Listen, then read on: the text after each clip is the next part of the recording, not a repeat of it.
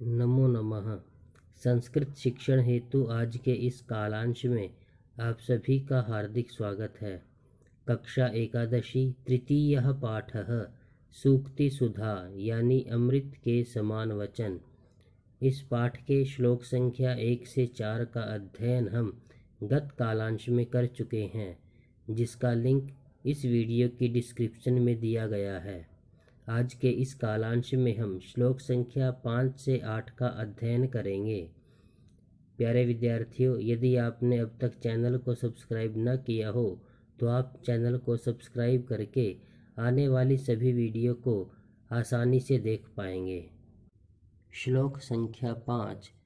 इस श्लोक के माध्यम से मनस्वी व्यक्तियों के व्यवहार का वर्णन किया गया है। कुसुमस्तबकस्यैव द्वैवृत्तिर्मनस्विनः सर्वेषां मूर्धनि वा तिष्ठेद् विशीर्येत वनेत्वा। कुसुमस्तबकस्यैव पुष्पगुच्छ के समान दो प्रकार की वृत्ति मनस्विनः मनस्वी व्यक्तियों की, अर्थात पुष्पगुच्छ के समान मनस्वी व्यक्तियों की 2 प्रकार की वृत्ति होती है। सर्वेषां मूर्धनि वा तिष्ठेत्, जिस प्रकार पुष्पगुच्छ सभी के सिर की शोभा को बढ़ाते हैं, अथवा या वने विशीर्येत, वन में ही नष्ट हो जाते हैं, तेनैव प्रकारेण, उसी प्रकार मनस्वी व्यक्ति भी अपने कार्यों के द्वारा या तो सम्मानित पद को प्राप्त कर लेते हैं या वन में ही गिरी कंदराओं में अपना जीवन व्यतीत कर देते हैं। श्लोक संख्या 6। धनानि जीवितं चैव परार्थे प्राज्ञ उत्सृजेत् सन्निमित्तं वरम त्यागो विनाशे नियते सति।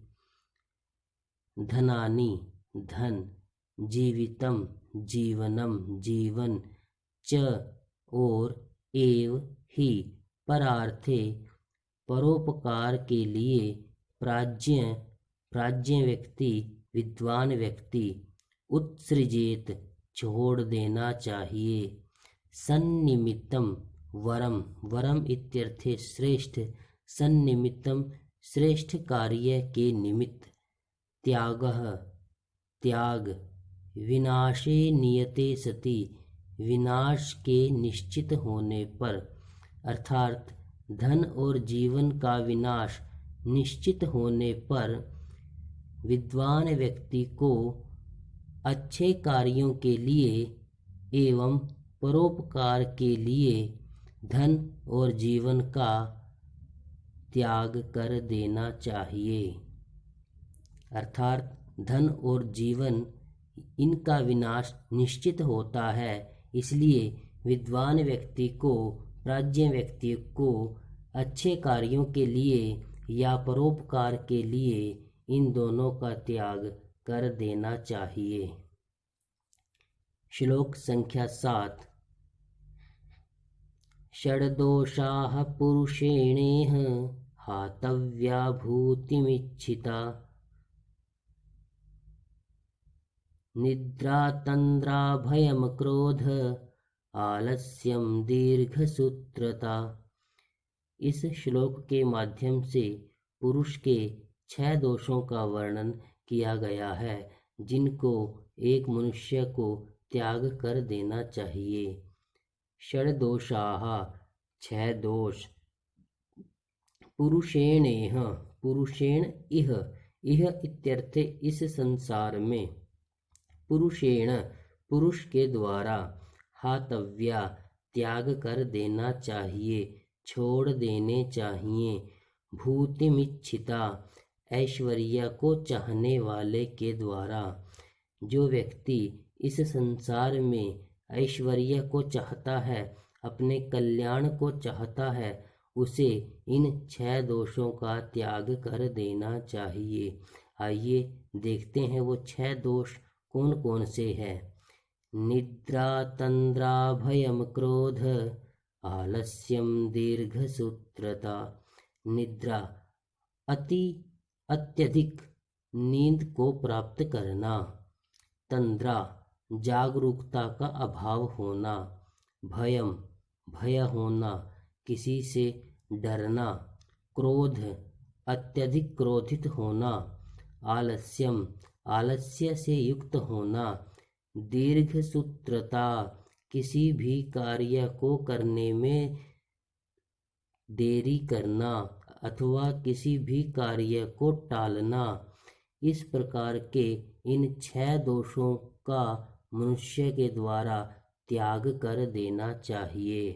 अर्थात जो व्यक्ति इस संसार में अपना कल्याण चाहता है, ऐश्वर्य की प्राप्ति करना चाहता है, उसके द्वारा निद्रा तंद्रा भयम क्रोध आलस्यम दीर्घसूत्रता इन 6 दोषों का त्याग कर देना चाहिए।